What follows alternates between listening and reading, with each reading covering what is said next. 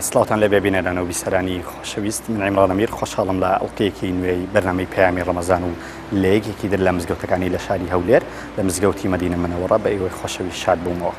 خۆشەویستانم بەرنامەی ئەمجارەی پەیامی ڕەمەزانم لە مزگەوتی مەدینە منەوەڕە دەبێت و دەمهوێت لەم مزگەوتەیە مامۆستا عەبدولخاڵق ڕووناچی وتارخوێن و پێشنوێژی مزگەوتی منەوەڕەتان بۆ وەرگرم لەسەر تەوەری بەخشین بێگومان بەخشین لە مانگی ڕەمەزان یەکێکە لە هەرە فەڕیزە پیرۆزەکان و پێویستە مسلمانان ئەنجامی بدەن ئەجا چ بە زەکات بێ یاخود بە سەدەقە بێ. وی ئەمڕۆ من دەمهوێ مامۆستا عەبدولخاڵقتان بۆ وەرگرم لەسەر تەوەری زەکات و تەوەری سەدەقە و بەخشین لە مانگی پیرۆزی ڕەمەزان و بەشێک لە نوێژ خوێنانی ئەو مزگەوتەیەتان بۆ وەرگرم زانیان خواستێکی چۆنیان هەیە لە مانگی پیرۆزی ڕەمەزان و ئەوان ڕەمەزانیان کردووە بەچی وە پێویستە مسلمانان لە مانگی پیرۆزی ڕەمەزان چی ئەنجام بدەن. لەگەڵمان بمێننەوە من لەم مزگەوتەیە دەم و پەیامی ئەمڕۆی ڕەمەزان لە مزگەوتی مەدینە منەوەڕە دەبێت لەگەڵمان بن و دوور نەکەونەوە. دوما قريب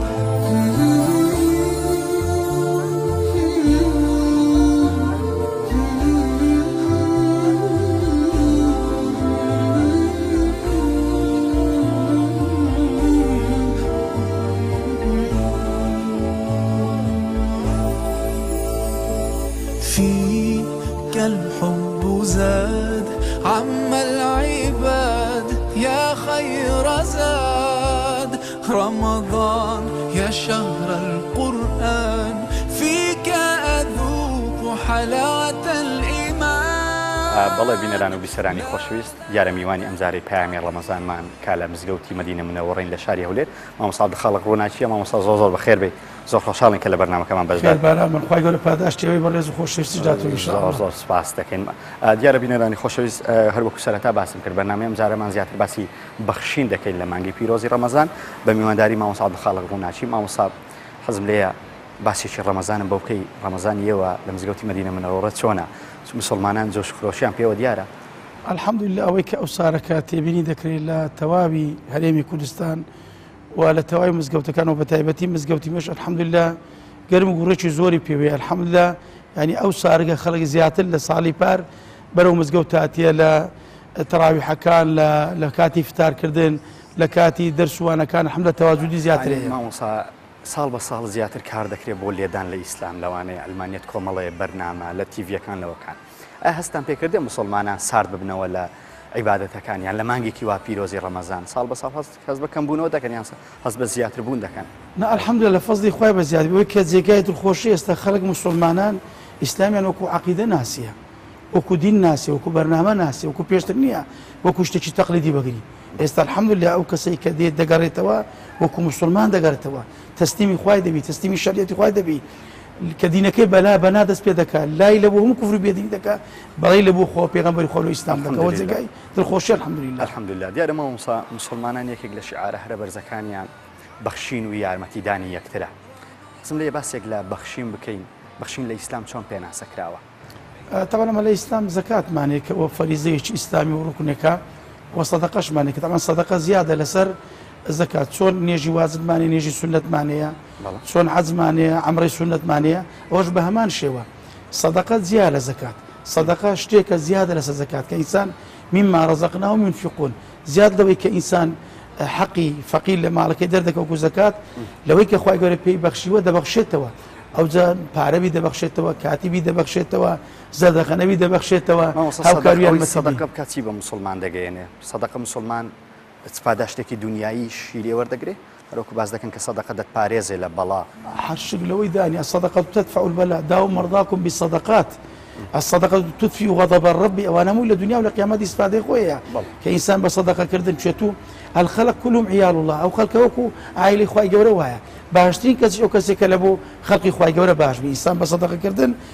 چۆن بەرامبەر خوای گەورە بەرپرسیارین بەرامبەر خەڵکی خۆشمان بەرپرسیاری شیلەوەی دانیە بێگومان مامۆستا توانین بڵێن لە دینی ئیسلام بەخشین دابەش کراوە بەسەر دوو بەش بەشێک لە بەخشین کراوە بە فەرز کە زەکاتە زەکاتە بەشێکیان سەدەقەیە کە مسلمانان ئازاد کران لەوەی کە بیکەن زەکاتەکە بەس دۆ مسلمانانە بەڵێ صدقة تؤخذ من أغنيائهم فترد على فقرائهم نادرێتە کافران بەڵام سەدەقە نا سەدەقە لە بۆ غێری مسلمانانیشە واتە ئیسلام مرۆڤ دۆستە مرۆڤ دۆستە بەرێ مرۆڤ دۆستە یعنی غێری مسلمانانیش دەتوانین تۆ سەدەقە هاوکاری بکەی یارمەتی بدەیت. بێڵێ مامۆستا بێگومان هەموو عیبادەتێک لە مانگی پیرۆزی ڕەمەزان خێر و پاداشتی گەورەیە واتە نوێژێک ئەگەر لە مانگەکانی تر بە نوێژ لە مزگەوت 27 نوێژ بێت لە مانگی ڕەمەزان خێر و پاداشتەکەی زۆر بە هەفتە نوێژە بە هەفتە نوێژە باشە بەخشین و سەدەقە یان زەکات و سەدەقە لە مانگی پیرۆزی ڕەمەزان ئەویش خێری گەورەترە هیچ فەرقی نییە پێغەمبەر دەفەرمێت صلی الله علیه و سلم هەر عیبادەتێک بیکەی لە مانگی ڕەمەزان یەک بە هەفتەیە مثلا عەمرە خێری حەجت چییە لەگەڵ پێغەمبەر صلی الله علیه و سلم عەمرە خۆی سونەتە سەدەقە خێری زەکاتیە زەکات خێری هەفتە زەکاتیە لێ پێغەمبەر صلی الله علیه و سلم تەماشا دەکەی أجود الناس ولا مو كسر خير كتبوا وأجود ما يكون في رمضان بل من رمضان بيغمبر يقول زور خير كتبوا حتى أصعد كان أجود بالخير من الريح المرسلة بيغمبر لباس زور خيرات البوا لخير كردن طبعا ولا ما نجي رمضان بو تماشا ذكي لنا مسلمانان زكاة مردوت مانجي رمضان بو يوريهم كاتكي ديار بي وباشا نشتاقوا خيري عفتا زكاتي ورقلي يعني ما مصدق له مو مانجا كان تو زكاة بده هر كاتك صال بصير بارك دا صورة طبعا لولاتي امام مسلمانات بدي بيننا مانجي رمضان ما اول راسته بلاش تجي تساكا تجي زور اللي كان ما كاتكين تحديد دبي ديار دبي بس لستك هي زكاتي هي ساري بس انا صورتها لما نجي رمضان ده بيش دي اخي بو تاكو دياري بمصالح رمضان تسبيح حساب يقولك لبري باداش تكشي تصندانيه خيرك زيادة بي باشا ما مصا او بشكل لا صدقه خير وباداش تكيبو باشا ما مصا زكاه يعني صدقه تنها بمال وسامان دكري واتا دكري مسلمان تنها باره ببخشه او بيدلن صدقه وبخشين للاسلام ده نخير جور مان هي اما تبسمك في وجه اخيك صدقه زردخانيك بروي مارهم دارت بروي مسلمان صدقيه وكل باشتري صدقانا لا تحقرن من المعروف في شيء ولو ان تلقى اخاك بوجه طليق وربوش خوش بشاشتك كذيك كلمه طيبه صدقه قسيتش خوش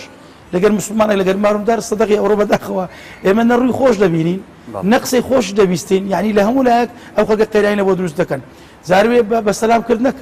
زاربي بسرداني كردنك زاربي مالك دەچی دوو قسەی خۆشی بۆ دەکەی دەڵێ کە ئەنەما ئەو دنیا لە بۆ بینێ واتە دڵخۆشکردنی خێزانی خۆت سەدەقەیە هەمووی سەدەقەی مامۆستا بەڵام لە سەروی هەمیان بەخشین بە ماڵە لەبەرەوەی ئینسان لە ڕێگەی ماڵ زۆر بێ زۆری کێشەکانی ئەو ڕۆگەی کە ئینسان مادیاتە پێی حەل دەکات باشە مامۆستا پێغەمبەری خوا صلی الله علیه وسلم لە فەرمودەیەکی دەفەرمێ ماڵ بە سەدەقە کەم ناکە ئەگەر تۆزێ لەسەر فەرمودەیە بوەستنی پێغەمبەری خوا مەبەستی چییە ئەگەر تۆزە ئەم فەرمودەیە بۆ ئێمە بۆ بینەرانشی بکەیتەوە بۆ کەم ناکەس تۆرە فریزێک بیبڕەوە زیاتر دەکات دارێک بیبڕەوە زیاتر دەکەوە طبعا وار قاعدەیە وبنسبة مسألة الصدقة جبري وخاي يقول في المية العزيز الحسين أنفق عليك أتو أقل ببخشي خوا بيد بخشي هموس بيني كما ديكين ودو ملائكة دادا بزي هي كم دعاء بودك يشان دعاء لدك أوي دعاء دك دري اللهم أعطي منفقا خلفه خوا أوي لبينا يتود بخشتوا بتسندانه وبتسندانه زيلو بركوا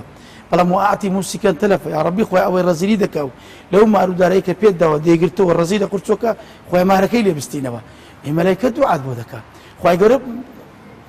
سني دادني بزياد دوت بردكاتو شنو مالكم دكا انزل قالوا ويربي الصدقات خويا رب العالمين صدقات كاتا يربي لو تان زياد دكا يشنو ما يبدكا ما مست انسان رزيله بو خويا يقول داوي الصدقه وزكاه اللي دكا لو استاجر رزيل نبي انسان خويا يقول له خوينيه لبو فقير تشتي إيه كنايد خدر بينا بدمن أو زنبت سندانة بيت دمو باشا ما وصل لإسلام ده زكاة وصدقة دياري كراوة كديدي كتشي ودبي بيدي كتشي أرو كل زكاة بعض كان زيادة الفقراء يعني بله الزكاة هش صنف أخوي يقول رجال بينهم بس صاصنا دعوة أو صنف الآيات اللي سورة توبة أخوي يقول دياري كده إنما الصدقات للفقراء والمساكين التأخرين ولما مسألة صدقنا صدقة اعتيادية ولما صدقة لا بيشترى مثلا صدقة كتب بكاسي خود بكي مثلا بخزمي خود وهم صدقيه هم سيدي الرحمه بمارو من دارت هم صدقيه هم نفقيه وانا مو خير ترى او زي انسان بدو لك اشتكى صدقه سرت له خود دس بيدكي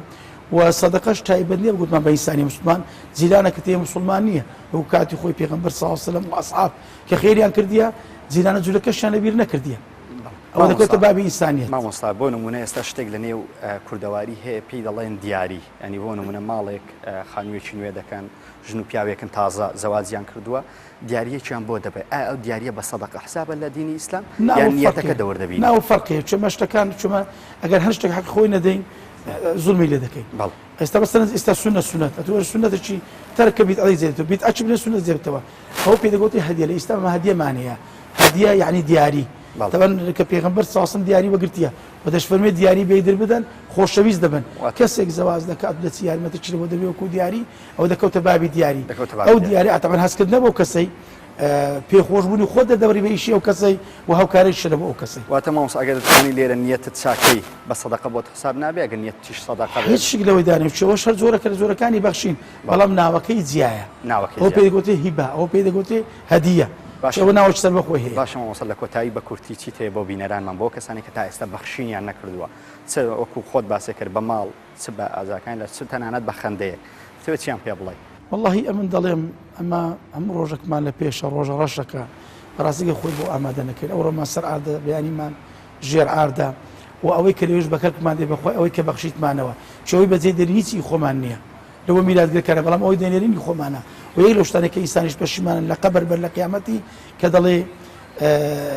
وأنفقوا مما رزقناهم من قبل يأتي أحدكم الموت فيقول ربي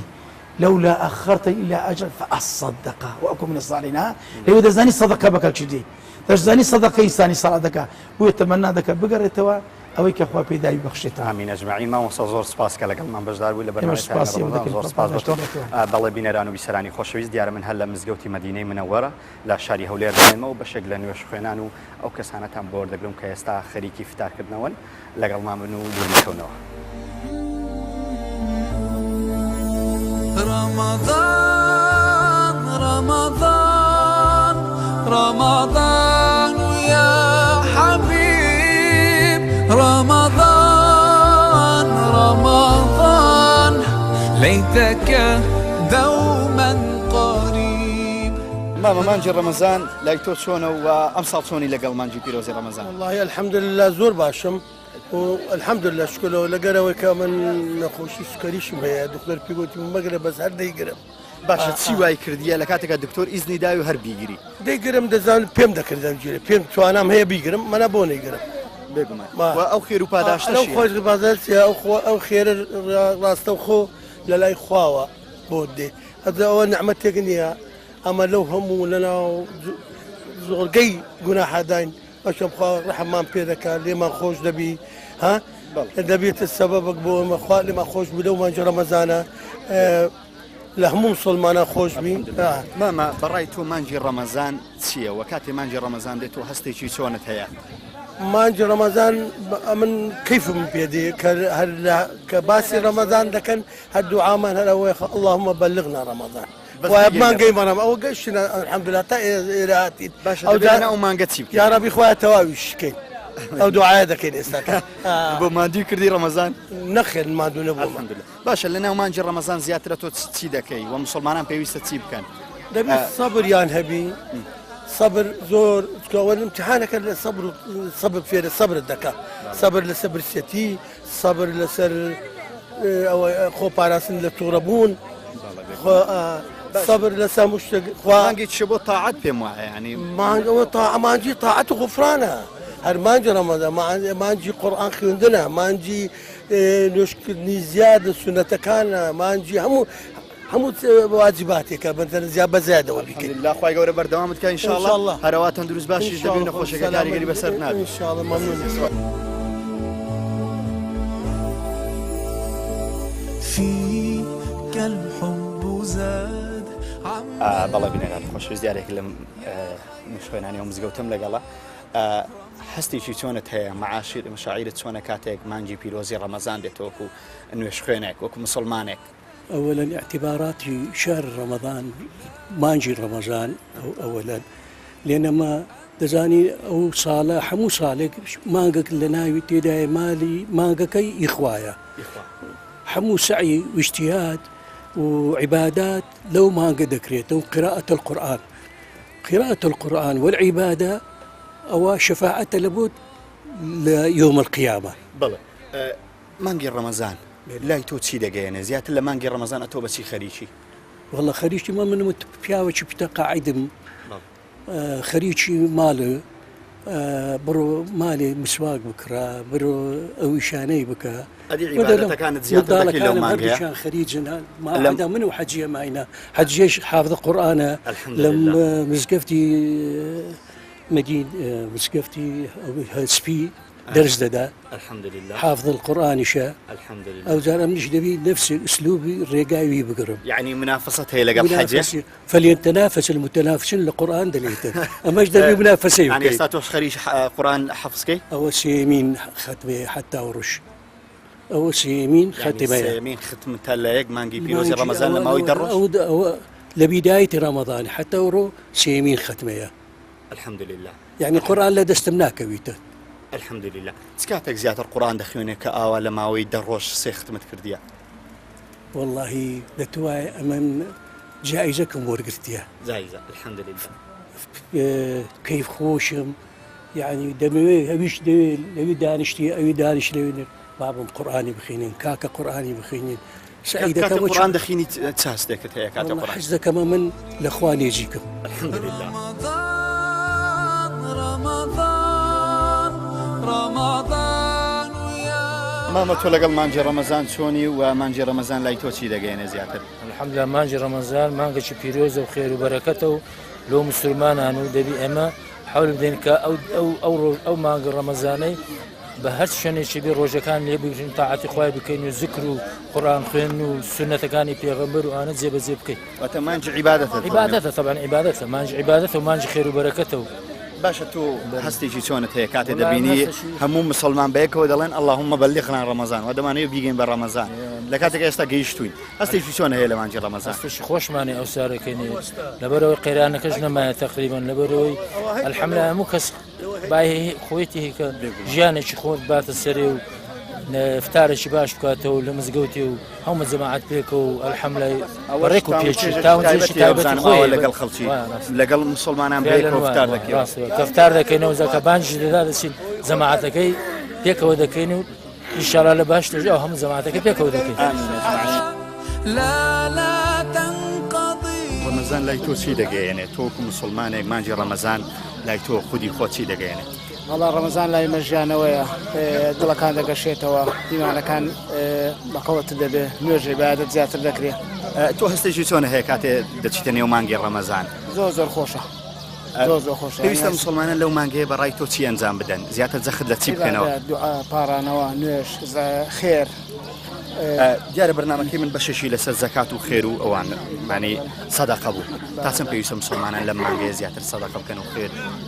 لە حەد پێویستە زیاد لە حەد یعنی ئینسان دەبێ مانگەکانی کە خێر و پاداشتی هەبێ چاکەی هەبێ لەو مانگە زیاتر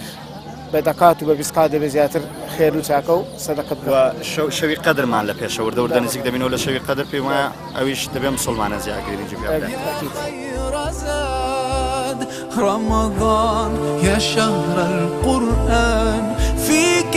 أذوق حلاوة الإيمان دیارە یەکێک لە منزەرەهە جوانەکانی مانگی پیرۆزی ڕەمەزان کۆمەڵی منداڵن کە لە مزگەوتەکان کۆ دەبنەوە ئاوا بە یەکەوە فتار دەکەنەوە لە نوێژەکان بەردەوام لە نێو مزگەوتەکانن بۆ دەمەوێت بەشێک لەو منداڵانەتان بۆ بتوێنم زان ڕەمەزان لای ئێوان چی دەگەیەنێ ئەگەر تۆ هەڵسیتەوە مانجی ڕەمەزان لای تۆ چی دەگەیەنێت هەستی چۆن تێکە مانجی ڕەمەزان دێ سەرتا بە خێراتنی کەناڵەکەتان دەکەم کەنال بەڕاستی مانجی ڕەمەزانە لاو 11 مانگ یەکجار مانجی ڕەمەزان دێ بە تایبەتی نابێ تەراویح و شەو نوێژەکان لەدەست دێ نابێ نوێژەکانمان بچوێنین دەبێ قورعانی لێ بخوێنی دەبێت چەند جارێک ختمی بکەین تۆ تەراویح لەو مزگەوتە دەکەی ئاوا بە یەکەوە هەمووتان تەراویح دەکەن بەڵێ لە تەراویحەکان بەشداری بەڵێ ئەدی قورآن خوێندن قورآنیش دەخوێنی بەڵێ لە هێندەم ماوە ختم کەم ساڵزم ماوە الحەمدولله خی گەورە پاداشت داتەوە نمونە زۆر بێ ئینشاءالله تۆ چۆنی لەگەڵ مانجی ڕەمەزان وڵی سەرتا بە خێراتنی کەلاسەکەتان دەکەم مانجی ڕەمەزان مانجیش خۆشە هەموو کاتێک دەبێت لە تەراویحەکان بەرداوام بی هەموو کاتێک دەچین دەبێت قورئان بخوێنین و لە خدا بپارڕینەوە بۆ مانجی ڕەمەزان مانجیشی پیرۆزە لە 12 مانگ ماڵی مانگێک مانجی ڕەمەزان دادێ بەڵێ باشە دەبێ منداڵان لە مزگەوتی بێعاری بکەن و نوێژ لە نوێژ خوێنان تێک بدەن نەخێر نابێت بێ شەیتان بوون و نوێژ تێک بدەن بۆیە دەبێت قورئان بخوێن و دانیشن یان نوێژ بکەن باشە دەستە خۆش بێ چەند ڕۆژیت گرتیە لەو ڕەمەزانەی وڵی یەقڵ گرتە لۆن دەکەم والله في ناجي ئەتۆ چەند قڵت گرتیا؟ الله من بنت پێنج الحەمدولillah مانجی ڕەمەزان مانگێکی چۆنە؟ الله خوشة خۆشە؟ ئەتۆ چەند ڕۆژیت گرتیا؟ الله حفظه ليتك دوما قريب ليتك دوما خۆشەویست دیارە لەگەڵ ئەو چار گەنجەمە کە لە مزگەوت چەند کاتێک ماوە دەتوانە بڵێن چەند کاژێرێک ماوە بۆ بانگی مەغریب ئەوان خەریکی عیبادەتکردن و خوێندنی قورآانی پیرۆزن لە مانجی پیرۆزی ڕەمەزان وێدەم هەیە ئەوان بدوێن و لەیان بپرسما خۆ تۆ کاتێک نزیک دەبینەوە لە مانگی پیرۆزی ڕەمەزان هەستێکی چۆنت هەیە لەم مانگەیە؟ سەرەتا بە خێراتن جنابتان دەکەم بەڕاستی یانی مانجی ڕەمەزان مانجێکی پڕ خێر و بەرەکەتە ئەو مانگەیە کە قورئانی تێدا نازل بووە یعنی ئەو ڕەمەزان مانجی هەموو چین و توێژەکی ئەو کۆمەلگایەیە بەڕاستی ینی لەناو ڕەمەزان هەستێکی زۆر جیاواز هەیە لە جیاواز لە مانگەکانی تر و عیبادەتی زیاتر یعنی هەر وەکو پێغەمبەر صلی الله علیه و سلم دەفەرمێ یعنی سنەتێک لە ناو ڕەمەزان خێری وازبێکی هەیە وازبێک ئەوە خێری هەفتە وازبی هەیە بەڵێ بێگومان تۆ لە مانگی ڕەمەزان زیاتر بەچیەوە خەریکی زیاتر ئەو کارانەی دەیکەی لە مانگی پیرۆزی ڕەمەزان جەخت زیاتر لەسەر عیبادەتەکان دەکەوە و زیاتر بەچی خەریکی ڕۆژانە وەڵام بەخۆم تەڵەبەمە تەڵەبەی کولی شەریعەمە داوام هەیە و ئەو کاتانی کە لە ماڕەوەژم زیاتر بە قورئان خوێندن خۆم مەشغوڵ دەکەم بەش هەستێکی چۆنت هەیە کاتێک قورئان دەخوێنی لە مانگی پیرۆزی ڕەمەزان؟ وەڵی هەستێکی زۆر خۆشمانە یعنی بەڕاستی چکە و کەلامە ئەو قورئانە کەلامی خوای گەورەیە ئەتو کاتێکە کەلامی خوای گەورە بخوێنی بە تەئەکید هەست و سۆزێکی زۆر خۆش هەیە یعنی لە دڵەوە مرتاح دەبیت بە خوێنەوەی ئەو قورئانەی هەروو پێغەمبەر صلی الله علیه و سلم کە دەفەرمێت بە یەک حرف ئەمە دەخێرمان دەکاتێ ناڵێ ئەلیف لام میم یەک حرفە بەڵکو ئەلیف حرف ولام حرف ومیم حرف یعنی بەس بە خوێنی ئەلیف لام میم ئەمە سی خێرمان دەست دەکەوێ یعنی واتەمە ئەو هەموو خێرە هەبی لەناو ئەو خوێنی قورئاندا یعنی گوناحە هەر کەسێک کە قورئان بزانێ و نەیخوێنی ئەو گەنجەیە تۆ زیاتر لە مانگی پیرۆزی ڕەمەزان بەچیەوە خەریکی و ئەو عیبادەتانەی دەیکی زیاتر چییە؟ سەرەتا بە خێراتتان دەکەم بەنسبەت مانجی ڕەمەزان مانجی پارانەوە و داواکردنە لە خوای گەورە کە لێمان خۆش بێ و یعنی لە ناو 11 مانگ خوای گەورە مانگێکی بۆ داناوین کە تیایدا خۆمان بگرینەوە لە خواردن و خواردنەوە و زیاتر عیبادەتکردنی خودای گەورە زیاتر لە مانجی ڕەمەزان خەڵکەکە بە قورئان خوێندنەوە کاتەکان دەباتە سەرەوە و زیاتر عیبادەتی خواکردن. باشە تۆ وەکو خۆت هەستێکی چۆنت هەیە کاتێ مانگی پیرۆزی ڕەمەزان دێ و ینی لە دڵەوە چیت بۆ دروست دەبێت هەست دەکەی ئەم مانگەیە مانگی ینی مانگێکە کە تەنها تۆ ئەروە خوای گەورە دەفەرمێ هەموو عیبادەتەکان بۆ خۆتانە تەنها ئەم مانگەیە بۆ منە واتە ڕۆژەکانتان بۆ منە هەست دەکەی هەستێکی جیاوازت هەیە لە مانگەکانی تر؟ بەڵێ بێگومان مانجی ڕەمەزان مانجی عیبادەتکردن و پارانەوە لە خوای گەورەیە بۆیە هەستەکە جیاوازە لە مانگەکانی تر بەڵام مانگەکانی تری شەر دەبێت تاحت عیبادەتی خۆمان بکەین لە مانگەدا دەبێت زیاتر داوا لە خوا بکەین کە لێمان خۆش بێ و داحت عیبادەتەکانمان لێ قبوڵ بکە و دەستە خۆش بێ زۆر سپاس بۆ تۆ سپاس بۆ بەشداریکردنت دیارە بینێرانی خۆشەویست گەنجێکی تریشە لێرە دانیشتۆیشە لەگەڵ ئەو جەماعەتە خەریکی عیبادەتکردن بوو کە دیارە یەکێک لە هەر عیبادەتە گەورەکان قورئان خوێندنە بۆیە دەمەوێت ئەم گەنجەیە وەرگرم تا ئێستا چەند لە قورئان خوێندووە و لەگەڵ قورئان خوێندن چۆنی ڕۆژانە؟ سەرەتا بە خێراتتان دەکەم لەگەڵ قورئان خوێندن یعنی باشم بەس زۆر نا لەبەوەی پۆلی 12 ئێستا زیاتر بە خوێندنی مەکتەبێ سەرکەوت ئینشەڵا بێگومان ئەویش هەر عیبادەتە خوێندنی مەکتەبێش هەر عیبادەتێکە لە عیبادەتەکانی خوای پەروەردیگار باشە تۆ وەکو گەنجێک کاتێ مانگی پیرۆزی ڕەمەزان دێ هەستێکی چۆنت هەیە یان ڕەمەزانت ناوە بەچی لای خۆتەوە؟ هەروەکە و دووبارەزە ئاماژیان پێدا مانجی ڕەمەزان مانجی عیبادەتە و مانجی خۆشیە و ئاوادانی یعنی ئاوادانکردنەوەی دڵەکانە بەڕاستی لەم مانگەدا یعنی پێویستە بگەڕینەوە پێداچوونەوەشی بە ژیانی خۆماندا بکەین یعنی ساڵی ڕابردوو ئەمە چمان کردی ئەو 11 مانگەی کە یعنی بتوانین ئەمە ئەو غەڵەتانی خۆمان چاپ بکەینەوە و زیاتر عیبادەت بکەینەوە. باشە لە کاتێکە تۆ پۆلی 12 تو لەوانەیە ئەرک و مافەکانە زۆر قورس بێت لە ئێستاکەدا چی وای کردووە سەرپای ئەو هەموو دەرس قورسیەت بێت لە مزگەوت عیبادەت بکەیت و قورئان بخوێنیت؟ هەر يعني خێری زۆرە ئەو خێرە لە دەست خۆت نەدەی هەرچەند کە تێتە ناو ئیمتیحانەکە هەرچەندە یعنی ڕازیش نیمە لەوەی بخۆم کە ئەوەندە کەم دەخینم بەڕاستی یعنی خۆزگە مەکتەب نەبایە لەوەی زیاتر بخین بەڵێ بینەران و بیسەرانی خۆشەویست ئەوەی بینیتان ڕاوسەنجی ماوە ساڵ بە خاڵق ڕووناکی بوو لەسەر تەوەرەکەمان تەوەری بەخشین و بەشێک لە مسلمانان بوو لەسەر مانجی پیرۆزی ڕەمەزان و هەستی ئەوانمان بۆیە وەگواستەوە لە مانجی پیرۆزی ڕەمەزان و پێویستە مسلمانان زیاتر جەخت بکەنەوە لە مانجی پیرۆزی ڕەمەزان. بانگی مەغریب فەرمووی و منیش با کۆتایی ئەڵقەی ئەمجارەی بەرنامەی پەیامی ڕەمەزان گەیشتم. تا ئەڵقەیەکی تر و لە مزگەوتێکی تر لە پەیامی ڕەمەزان بە ئێوەی خۆشەویست شاد دەمەوە بەخوای گەورەتان دەسپێرم خواتان لەگەڵ.